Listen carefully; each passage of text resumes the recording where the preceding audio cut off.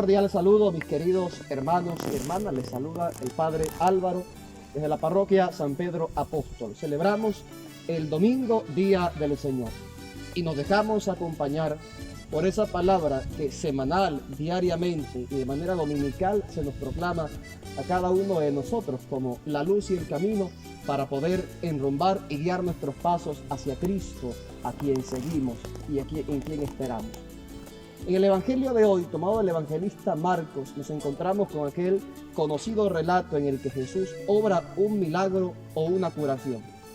Siempre eran muchos los enfermos que acudían a Jesús para ser sanados de múltiples enfermedades. Y en esta ocasión nos encontramos con la curación de una persona que padecía sordera y que tenía dificultades para hablar. Y es interesante el gesto profético que Jesús realiza, porque dice que se lo llevó aparte y aparte obró el milagro y la curación. Este hombre que padecía esta enfermedad, podemos decir, representa a todo el pueblo de Israel. El pueblo de Israel se ha negado a escuchar la palabra, y como ha cerrado sus oídos a la palabra que Cristo ha proclamado, tampoco ha podido comunicar ese mensaje de salvación. Ese sordomudo también somos cada uno de nosotros, cuando no queremos y no posibilitamos aquella escucha de la palabra que cada creyente y cada cristiano debe hacer. En alguna ocasión a Jesús se le acercan planteándole una pregunta: ¿cuál es el mandamiento más importante de la ley? Jesús dice: escucha a Israel, el Señor nuestro Dios es solamente uno.